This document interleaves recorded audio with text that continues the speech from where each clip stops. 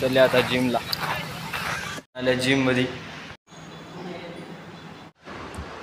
जिममध्ये एक्सरसाइज करण्याच्या पहिले सर्वात पहिले वॉर्मअप करायचं राहते. वॉर्मअप केल्यानं सगळे मसल्स ॲक्टिव्ह होतात. ॲक्टिव्ह झाल्यावर मग आपल्याला हार्टवर प्रेशर येणार. त्यामुळे आपण वॉर्मअप करायचं. मी वॉर्मअप करायलो. आता तुम्ही बघू शकता वॉर्मअप करायला. आणि तुम्हाला वॉर्मअप शिकू पण शकता तुम्ही. मी कराल तसं वॉर्मअप केल्यानं तुमचं चालते.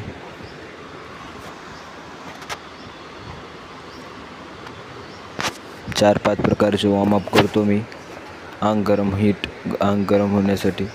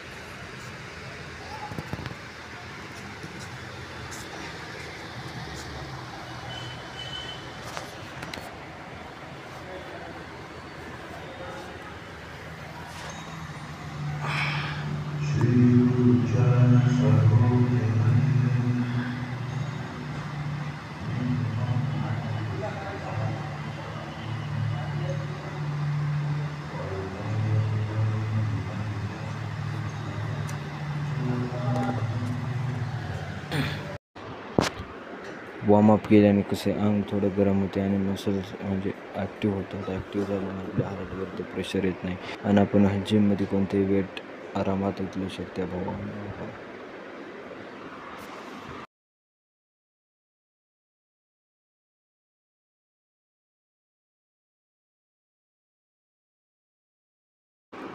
नुसतं वॉर्मअप करायचं नाही तर थोडं पुशअप्स पण मारायचं. पुशअप्स मारायची टेक्निक पाहू शकता तुम्ही. कसे पुशअपसाठी जागा ते घ्यायचं तुम्ही बघू शकता. पुशअप्स असे मारायचे.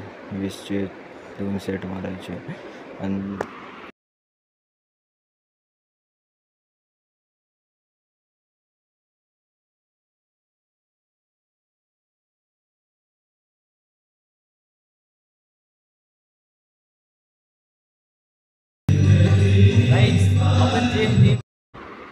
जिममध्ये आल्यावर मी चेस्टचा वर्कआउट सुरू करतो. चेस्टचा वर्कआउट दुनियाचा ब्रँड आहे.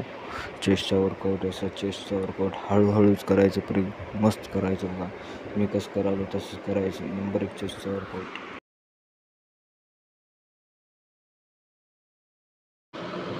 कसं आहे बघा, याच्याने चेस्ट वाढते. चेस्टसाठी बेस्ट वर्कआउट आहे. जिममध्ये चेस्ट मारायचं.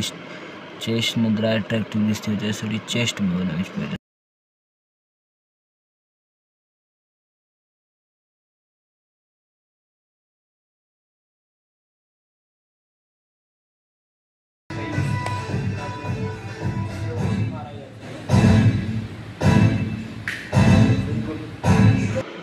जिममध्ये गेल्यावर हे वर्कआउट तर चेस्टसाठी दुनियाचा ब्रँड वर्कआउट आहे.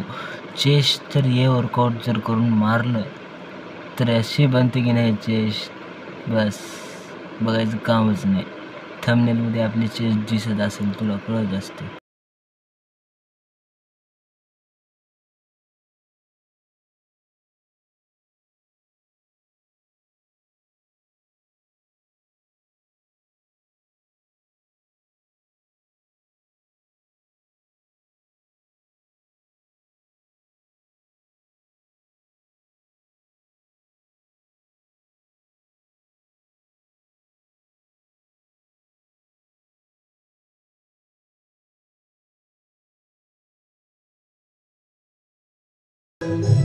राजलिंग लय व्यायाम करते बाबा. मोठा बिल्डर बनायचा आहे राजलिंगला.